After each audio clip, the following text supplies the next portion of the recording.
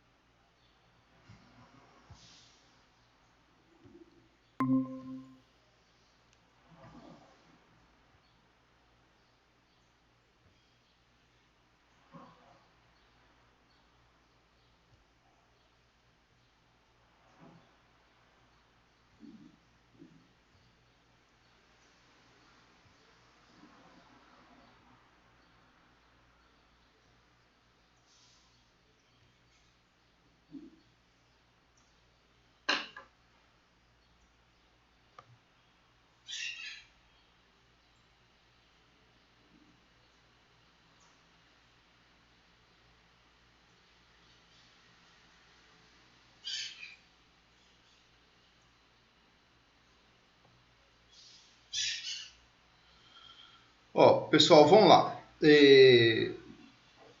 Essa aula hoje a gente vai fazer a correção daquele habeas corpus, né? Que foi passado aí na última aula. Igual eu disse, é um habeas corpus que é muito comum aí na prática forense, né? É um habeas corpus que ele é utilizado quando há excesso de prazo após a realização da audiência de instrução e julgamento, ou seja, após o término da fase de produção de provas no processo criminal. Ressaltando que não significa que terminada a audiência de instrução e julgamento, terminou a instrução processual não, tá? E este habeas corpus, por que eu estou falando isso, né? Porque este habeas corpus, especificamente, ele é utilizado quando finda a instrução probatória, né? Porque que quando termina a audiência, não necessariamente termina a instrução e julgamento. Às vezes, terminada a audiência ali, tanto juiz quanto Ministério Público quanto defesa podem solicitar ali, né, requerer, Ministério Público e defesa requerer, juiz determinar, né, a produção de alguma prova que entendam que seja imprescindível para o julgamento da causa, né? Às vezes, né, por exemplo, né, houve lá a menção de um contato com uma pessoa através de um número de celular. Aí o Ministério Público pode falar assim, olha, eu quero que seja feita uma inspeção nesse celular para ver o que eles conversaram nessa data, né? Porque isso aí vai corroborar a tese de acusação, por exemplo, né? Então, este habeas corpus, né, eu volto a repetir, terminada a audiência de instrução e julgamento, falou assim, olha, não tem mais nada para produzir, não tem prova nenhuma, mais nada aqui para produzir, encerrou a instrução probatória, agora é só a sentença. Aí, se a sentença não sair num prazo razoável, né, pode ser impetrado esse habeas corpus. Aí, a questão é, qual que seria esse prazo razoável? Aí, gente, vai depender muito da análise do advogado, sobretudo, né? Igual eu falei, ó, o Código de Processo Penal, ele fala que, encerrada a instrução no processo criminal, tratando-se de réu preso, o juiz tem 10 dias para sentenciar. Na prática isso acontece? Nunca, né? Quem está militando aí já em escritório de advocacia ou mesmo gabinete de vara criminal sabe muito bem disso, né? Que na prática nunca é cumprido ali, o juiz nunca cumpre aquele prazo determinado, né? E é engraçado que, né, aí já é até uma crítica que eu estou fazendo aqui, que a gente tem, né, a gente que eu falo assim, nós como advogados, a gente tem que lutar para mudar isso, né? Que, por exemplo, se eu tenho que apresentar ali umas contra-razões a um recurso, ou se eu tenho que apresentar uma contestação, impugnação, eu tenho prazo ali de 15 dias, vamos colocar aí no processo civil, por exemplo, né? Se eu não apresentar dentro daquele prazo ali, qual que será a consequência para mim? Né? Eu vou perder a oportunidade, às vezes vão reputar como verdadeira a alegação da parte contrária, quer dizer, eu vou ter consequências negativas, né, para mim e para o meu cliente, óbvio, né? Agora, o juiz, ele não cumpre o prazo, não acontece absolutamente nada com ele, ele não tem punição nenhuma, né? E se você reclamar ainda, aí você que tem a punição, né? Porque aí o juiz te passa a ver com maus olhos ali na comarca, né? Então, assim, é complicado, né? Mas, voltando aqui para o nosso habeas corpus, são 10 dias. Pela minha experiência aí, assim, né, pelo tempo já que eu estou na advocacia e também pelo tempo que eu estive na assessoria de juiz, eu vejo como razoável isso, se a pessoa estiver presa, né, no máximo estourando 40 dias, né, para dar a sentença, né? Passou disso aí, eu já entendo que é excesso de prazo, né? Aí, gente, vai ter que ter uma resenha, né, ali do advogado, uns argumentos do advogado bem plausíveis neste sentido, né? Este habeas corpus aqui que eu passei para vocês, ele retrata um caso real que aconteceu comigo, né? O que aconteceu? Encerrada a instrução de julgamento, instrução do processo, né? Ou seja, terminada a audiência de instrução e julgamento, e naquela audiência lá ficou consignado que não seriam produzidas mais provas, né? Tanto o Ministério Público, quanto a defesa, quanto o próprio juiz ressaltaram lá que não haveria mais produção de prova. Aí passou mais ou menos uns 20 dias após o término da audiência, a comarca ficou sem juiz, né? Assim que ficou sem juiz, eu conversei com o escrivão e ele falou, olha, tem uma juíza de Curvelo respondendo, né? E eu acredito que ela vai sentenciar esse processo, né?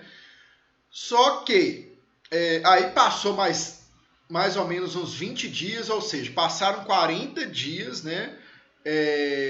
Não haviam sentenciado. Aí eu conversei, ela pediu para nomear um assessor para ela lá na comarca. Aí eu já conversei com o assessor. Aí ele falou comigo, olha só, a gente já fez a sentença, a minuta da sentença está pronta, só que ela não assina, né? E eu até sondei aqui e tal, e eu fiquei sabendo que ela não vai assinar essa sentença. Foi assessora dela, a juíza era de Curvelo, né? O processo era de Três Marias, a juíza substituta. E ela, Curvelo é uma comarca grande, né? Estava super apertada lá e realmente o processo era meio complexo. Enfim, ela não julgou o processo. Aí eu esperei dar 90 dias. Aí eu entrei com habeas corpus, o tribunal mandou soltar. E era um caso assim de tráfico super pesado, com todas as provas, né? E o cara tá na rua até hoje. Por quê? Soltaram ele, né? Aí passou pouco tempo, nomearam a juíza lá para a comarca. A juíza, a primeira coisa que ela fez na comarca, eu fiquei sabendo que foi até a pedido lá das autoridades policiais lá, foi fazer essa sentença, né? Ela assinou a sentença, né? Deve ter feito as correções lá, fez a sentença e mandou o cara voltar para a cadeia. Aí nós entramos com outro habeas corpus, porque ele já estava solto, já tinha mais ou menos uns 80, 90 dias. e tinha arrumado um emprego fixo, né? Que foi o que a gente recomendou para ele. Na verdade, ele nem arrumou o emprego, não. Ele montou uma barbearia com CNPJ e tudo, né? Aí a gente entrou com outro habeas corpus e ele conseguiu responder, está respondendo até hoje com liberdade. Porque aí, como soltou ele, aí o processo passa a não ter preferência, aí custa para ser julgado, enfim, vira como diz o outro, né, um angu de caroço. E o cara tá na rua, que é o importante, né? Mas, vamos lá, gente. Agora para os argumentos aí deste habeas corpus. Eu espero, gente, que vocês tenham lido, né, o enunciado com muita atenção, porque lá no enunciado eu coloquei lá, né, ponto a ponto dos principais argumentos que deveriam ser utilizados neste habeas corpus, né? E na aula anterior eu ainda expliquei como que deveria ser o desenvolvimento desses argumentos, né?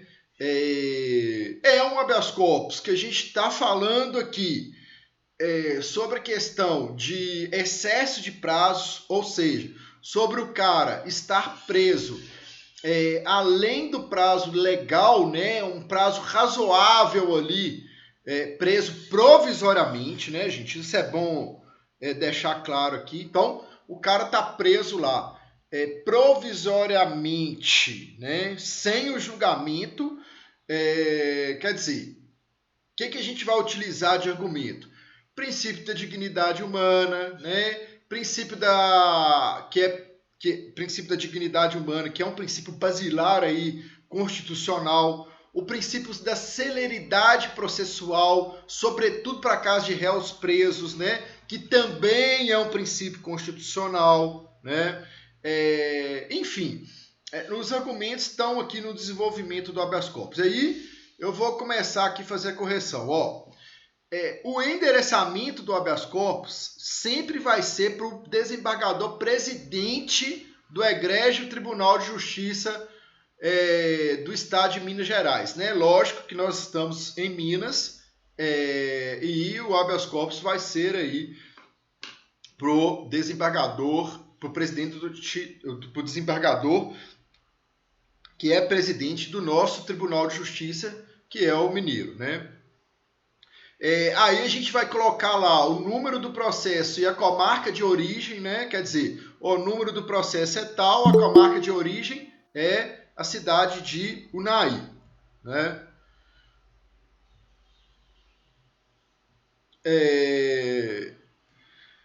Aí a gente vai falar, olha, como que começa o habeas corpus, né? No meu padrão de resposta aqui tá, ó, Alisson Alves Pinto, brasileiro, divorciado, advogado inscrito na OAB sobre o número tal, com endereço profissional na rua tal, e-mail, né? Número tal, telefone de contato, número tal. É muito importante, tá, gente? Hoje em dia, utilizar estes dados, tá?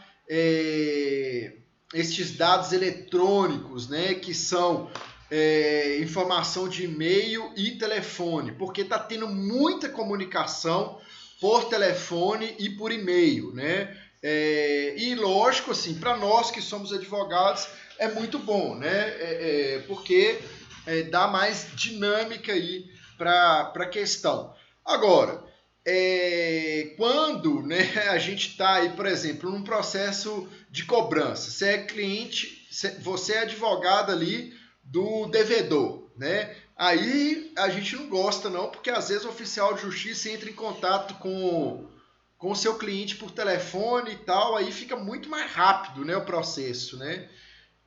Não dá para pegar um fôlego. Vai depender para que lado que você está.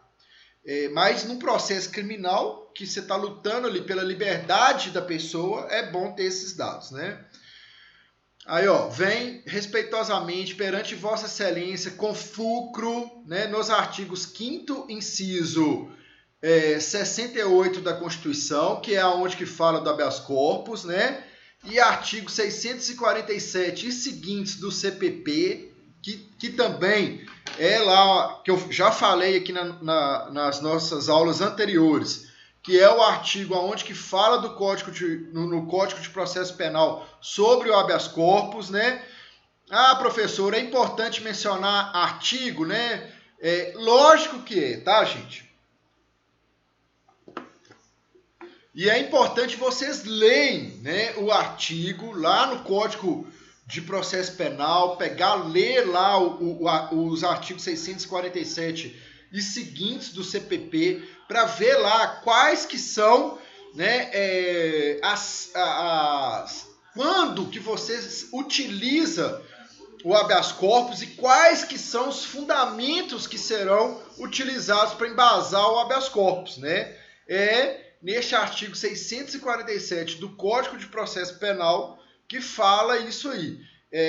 Então, assim, é muito importante. Eu sou muito legalista, assim, eu acho que é muito importante a gente ter conhecimento técnico do que a lei fala ali, né, para a gente argumentar. Porque você tendo conhecimento técnico e tendo uma lei sobre aquele assunto e você utilizando aquela lei como fundamento, fica muito mais fácil, inclusive, numa perspectiva de recurso, né? Por quê? Porque vocês imaginem só, gente, se o juiz, tem muito juiz aí, de interior principalmente, que tem decisão ali que ele tira literalmente, né, com todo respeito, né, debaixo do sovaco. O cara usa ali, né, igual, eu trabalhei em outra comarca e dava aula também e era professor lá do Núcleo de Prática Jurídica. Lá nessa comarca, o Código de Processo Civil, dando um exemplo para vocês aqui, né, o artigo 186 lá do CPC, acho que no parágrafo 3º, ele fala lá que os núcleos de prática jurídica, eles têm a mesma prerrogativa da Defensoria Pública e do Ministério Público no sentido de prazo em dobro para manifestar nos processos, tá? Aí, lá nessa comarca, a gente foi intimado para uma audiência lá com poucos dias antes da audiência e não deu para preparar a audiência. E chegou na audiência, a gente não tinha testemunha-chave lá porque não foi possível localizá-la, né? Enfim, não deu para ter a dinâmica ali. Aí a gente pediu a anulação da audiência, o juiz falou que não, que a gente tinha que fazer um cadastro prévio lá no fórum para a gente ser intimado pessoalmente. Só que não há, né, previsão legal disso. O Código de Processo Civil fala, tem direito em prazo em dobro, sem necessidade de qualquer cadastro prévio. Lá não tem isso. Então, quer dizer, né, aí a gente fez o pedido lá com fundamento nesse artigo, o juiz colocou lá, falou que tinha que ter esse cadastro prévio, indeferiu o pedido e manteve a audiência, né? Aí a gente foi e nós entramos com mandado de segurança e obtivemos êxito, né? Porque o tribunal falou, a lei é clara, a lei fala isso aí. Então, assim, tudo tem que ser pensado, né? Se tiver fundamento na lei, né, aí vai ter. Aqui no nosso caso, o artigo 647, ele fala lá sobre quais são os casos, né, quando que pode ser impetrado um habeas corpus. Aí, a gente vai, nesse caso aqui, a gente vai utilizar o fundamento da justa causa, que não há justa causa. Então, e aonde que está esse fundamento? Na lei, né? Então, beleza. Aí, com fulcro nos artigos 5º, inciso 68 e artigo 647 seguintes do Código de Processo Penal, impetrar a presente ordem de habeas corpus com pedido liminar, né, em face de Bruno Rainha, brasileiro, solteiro, ajudante de instalação elétrica, residente domiciliado na rua tal, que se encontra preso preventivamente, cautelarmente, em razão de suposta prática de tráfico de drogas há mais de 9 meses, apesar da ausência de indícios de autoria. Aí, embora a instrução tenha se encerrado há mais de 5 meses, uma vez que a audiência de instrução e julgamento foi realizada em 16 de maio, até a presente data o processo não foi sentenciado, razão pela qual o juízo da vara criminal da comarca de Unai é aqui qualificado como autoridade coatora. Beleza. Pelas razões de fato e direito a seguir aduzidas. Então, gente, na parte aí dos fatos, a gente vai enfatizar o quê? Né? Nessa parte dos fatos, nós vamos dar ênfase, nós vamos ressaltar que ele está preso preventivamente, aí nós vamos falar desde o início lá, nós vamos falar, ele está preso desde não sei quando, né? Preventivamente, há muito tempo. No caso aqui, 9 meses, né? 9 meses aí dá mais ou menos 270 dias. Talvez seja melhor até colocar em dias, né? Para na hora que o cara lê lá, o cara assustar, né? Ele falou, nó, porque você vê lá 9 meses e você lê 270 dias, é diferente, né? O impacto de você ler 270 dias é maior. Isso tudo tem que ser pensado, gente, pelo advogado, né? Tudo isso tem que ser pensado na hora que for elaborar a peça, né? Para justamente você pensar assim na perspectiva do leitor, né? Você pensar assim, na hora que o cara bater o olho aqui e ver que o camarada tá preso há 270 dias, ele vai ficar com dó, né? Aí, nessa parte dos fatos, é para enfatizar isso. Aí vai falar, olha, de acordo com o enunciado do nosso exercício, né? Vai falar que a instrução já se encerrou tem tanto tempo, né? Que a defesa não deu causa nenhuma para atraso do processo, muito pelo contrário, que a defesa sempre manifestou a tempo e modo. Então, todas essas questões aí serão trazidas na parte aí dos fatos, tá? Tem alguém que quer falar alguma coisa, que trouxe aí para essa parte dos fatos, que acha importante mencionar ou não? Oi, professor, bom dia. Oi, bom dia. Tudo bom? Joia. Na verdade, eu queria comentar com o senhor que eu fui procurar uma jurisprudência e eu achei aqui uma questão de uma pessoa um réu que ficou preso preventivamente naquela época que estava começando a quarentena, lembra? Começando ok? A quarentena. Ah, Que tá. as Aham. pessoas, assim, estava tudo parado. Aham, certo. E ele ficou aqui, deixa eu só dar uma olhadinha aqui rapidinho.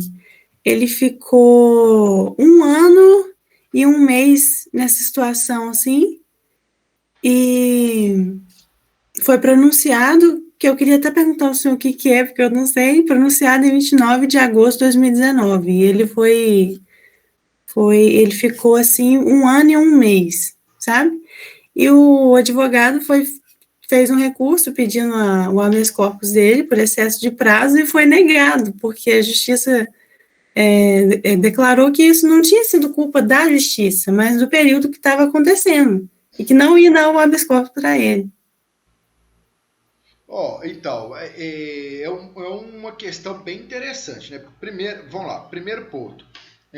Pronunciado é homicídio, tá? E ele, quando pronuncia, é que, tipo assim, que coloca ele para responder ali necessariamente o processo de homicídio, tá?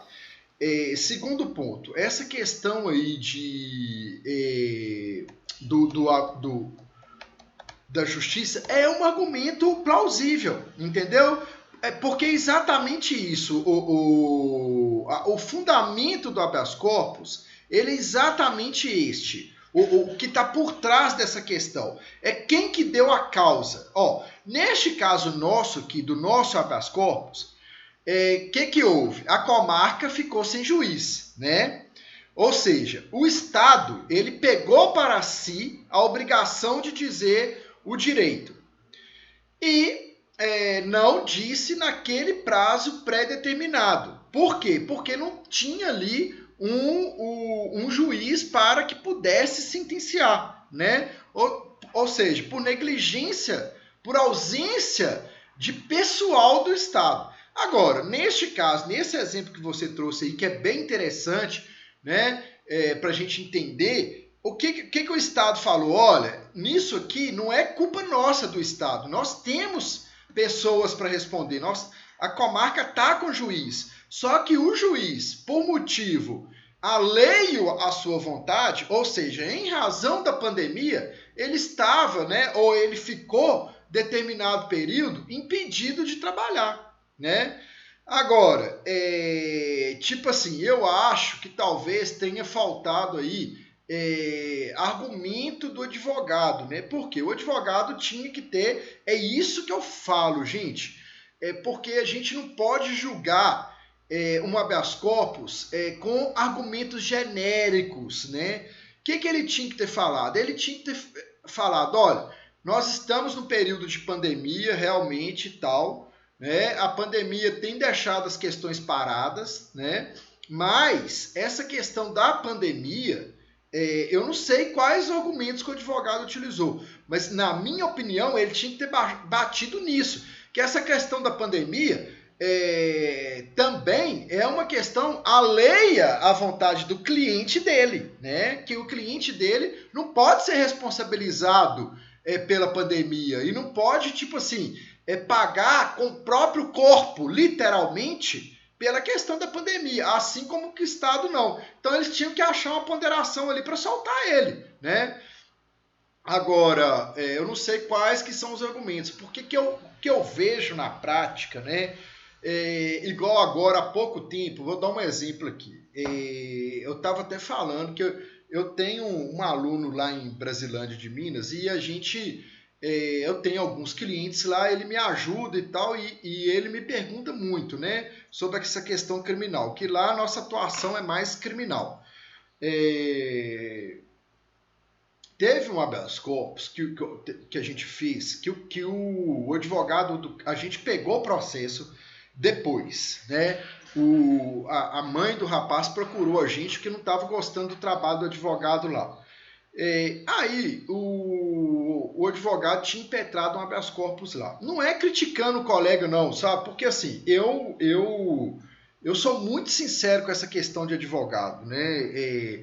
Igual também da minha parte, essa questão do direito, ela é muito ampla e muito complexa, né? Às vezes eu faço uma defesa aqui e tal, que para mim tá perfeita. Aí chega um outro colega e fala assim, eu já utilizaria esses argumentos, não gostei da defesa do Alisson, não. É natural, né? Tá? Igual teve uma vez que eu estava numa barbearia aqui em Unai, o cara que estava cortando meu cabelo pediu para olhar um processo da tia dele, falou comigo que o advogado não estava respondendo à tia dele, que tal, que ela não falava nada, que não sei o quê, que eles queriam trocar o advogado, pediu para olhar e tal, não sei o quê. Eu olhei o processo estava perfeito, o advogado estava trabalhando certinho, né? E o processo estava concluído para julgamento, e o advogado tinha feito tudo certinho no processo. Aí eu liguei para o cara e falei, olha, o seu advogado... eu falei com ele, sinceramente, eu acho que poderia arrumar um advogado para fazer igual a ele, mas melhor do que ele fez, ninguém faria, porque ele fez tudo que tinha que ser feito no processo, que eu acho, né? Falei com ele com muita sinceridade.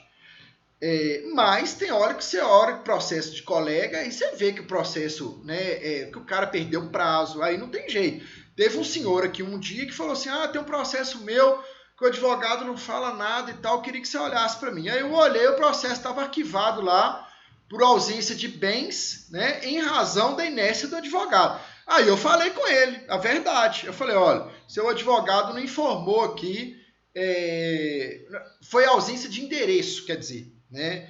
O endereço da outra parte. Aí ele falou, nossa, eu passei para ele, eu procurei, informei para ele. Aí eu falei, mas ele não informou no processo, está aqui, né? É um negócio público e está aqui, mostrei a tela do computador para ele, beleza, né? Mas nesse caso lá de Brasilândia, tinham 3 pessoas dentro do carro, né? Uma pessoa foi presa com uma mochila que tinha droga dentro da mochila. Essa pessoa assumiu a propriedade da droga, né? Falou que era proprietário da droga, falou que estava de carona no carro e que os outros dois não sabiam da propriedade da droga. Porque ele falou, eu peguei carona, eu entrei no carro de mochila e os caras não sabiam. Aí ficou todo mundo preso. Aí o juiz... O cara entrou com habeas corpus para o motorista do veículo, né? Só que foi um habeas corpus super genérico. Ele não mencionou lá no habeas corpus que o Correio havia assumido a propriedade da droga, né? Ele só falou, olha,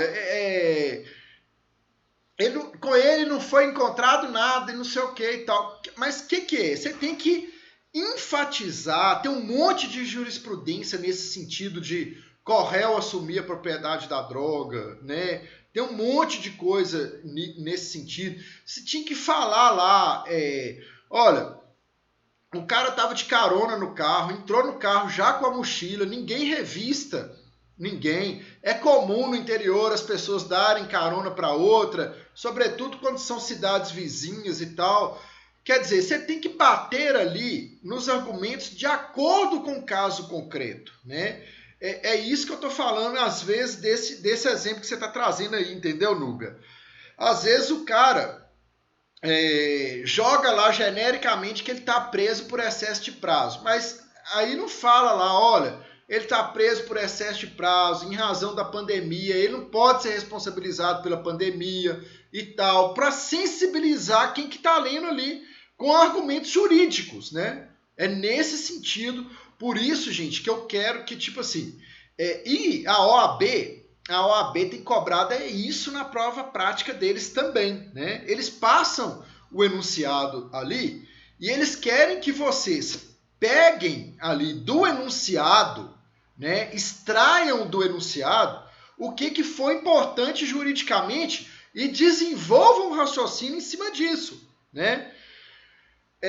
Tudo no direito gira em torno disso. Você tem que pegar a análise do caso concreto que lhe é levado, né, e desenvolver ali a peça processual de acordo com aquilo ali que está sendo levado, não genericamente. Tá bom? Deu para entender? Foi claro aí? Deu sim, professor. E eu queria só fazer mais uma pergunta. A questão do crime que ele cometeu tem peso, porque foi homicídio, deixa eu ver aqui, acho que foi, eu não vou achar aqui, não, homicídio qualificado, isso tem um peso, depende do crime que a pessoa cometeu. De certa forma tem sim, tá? Não vou negar não, porque o que acontece?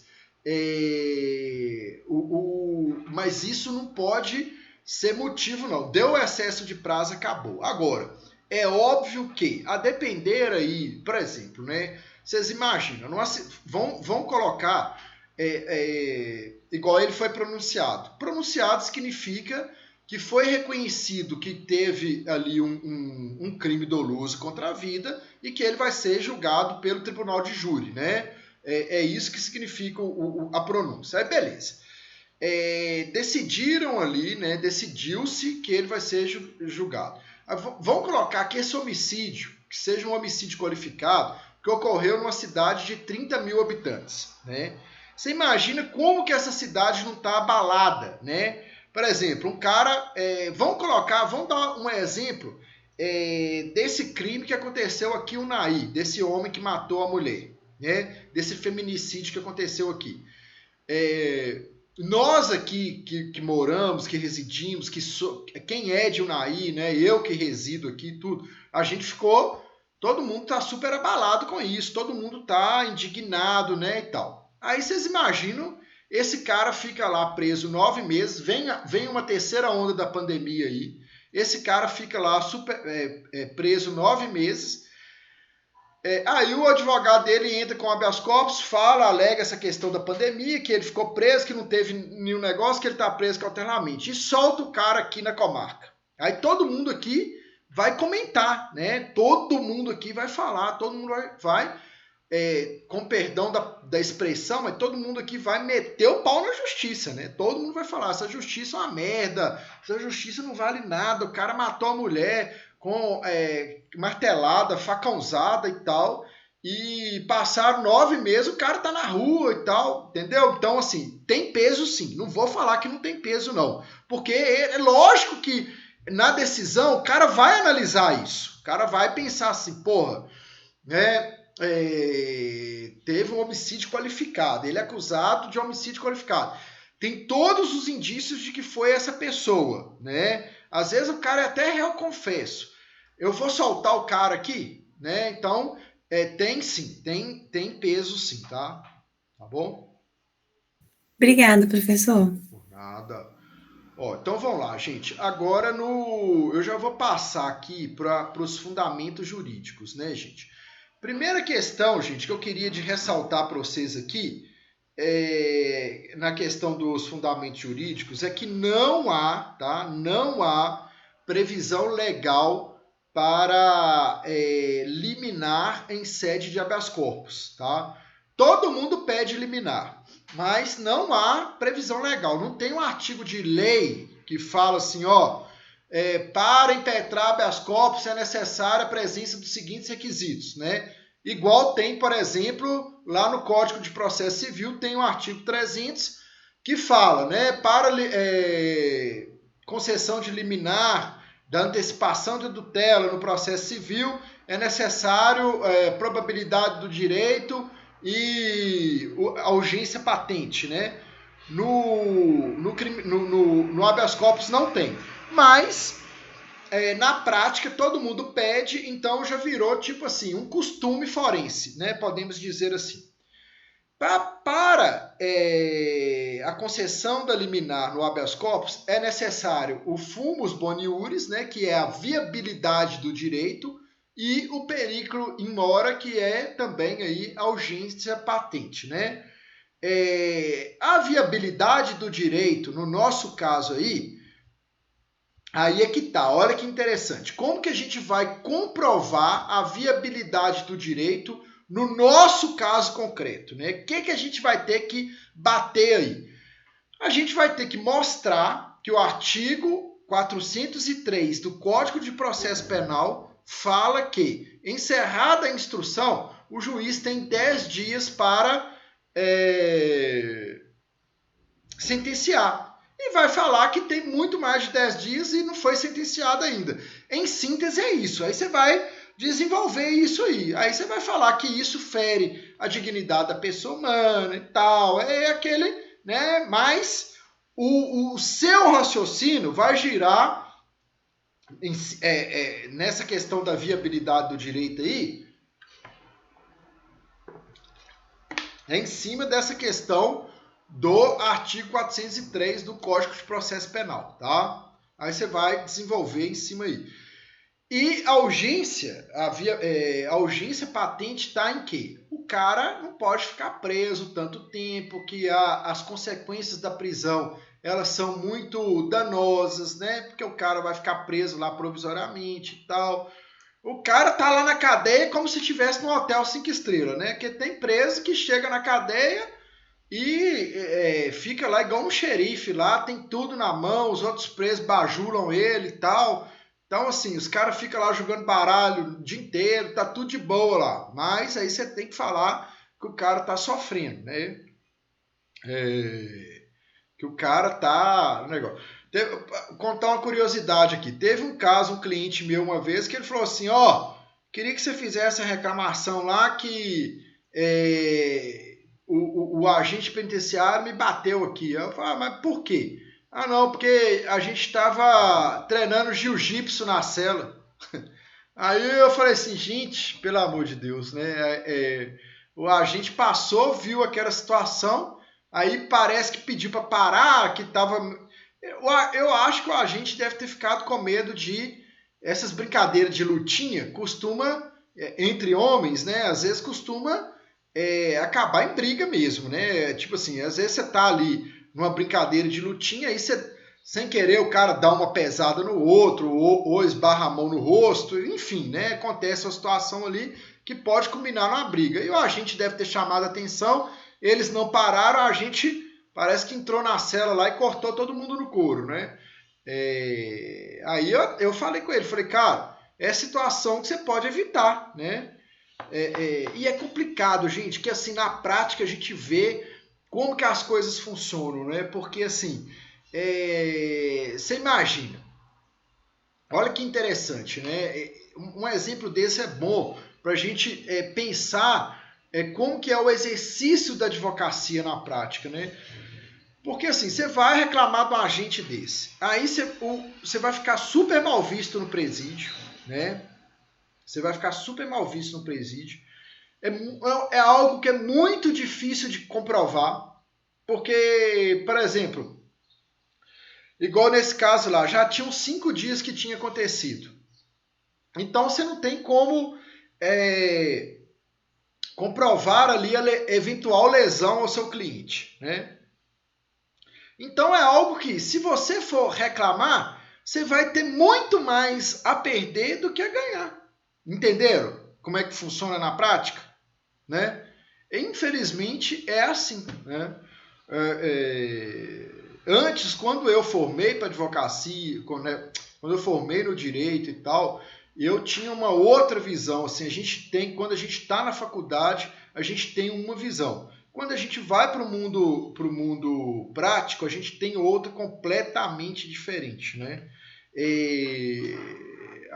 Por isso que eu falo para vocês, né? A importância, quem puder, né, gente? Quem puder aí fazer um estágio, seja onde for, né? Seja em delegacia, seja no Ministério Público, no Tribunal de Justiça, escritório de advocacia, né?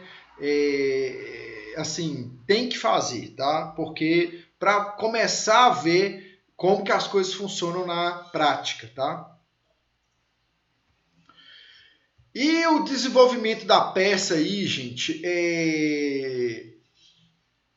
nessa peça aí a gente vai usar todos aqueles argumentos que eu falei lá, tá, gente? Que é a questão do artigo da Constituição que fala da celeridade processual. Eu falei também da questão lá no enunciado que eu passei para vocês, tem a questão tem um provimento do Tribunal de Justiça, né, gente? Muito importante. Quem puder, gente, já imprimir ou manter esse provimento, é o provimento 161. O provimento 161 do Tribunal de Justiça. É muito importante para quem for advogar ter conhecimento desse provimento 161, porque nele trata lá de várias questões lá do funcionamento interno do Tribunal de Justiça. Então é muito importante para o advogado ter conhecimento desse provimento, tá? Lá fala que o réu preso tem preferência, por isso que eu estou falando desse provimento aqui. Aí tem que utilizar, por quê? Olha que interessante, gente. Quando você utiliza que o Tribunal de Justiça, né, está infringindo norma que ele próprio, o tribunal, criou, você está julgando os caras contra a parede, né? Você imagina o desembargador ler aquilo lá, né? O cara vai falar assim, né? Nós criamos um provimento, né, que é tipo assim uma legislação interna nossa aqui, repudiando, né, que o preso fique preso provisoriamente acima do prazo. E a gente vai descumprir o que a gente determinou, né? Claro que tem peso, né? Então, assim, é muito importante ter conhecimento de todas essas questões, né? Vocês tiveram dificuldade aí para fazer o habeas corpus ou foi tranquilo? Como é que foi aí?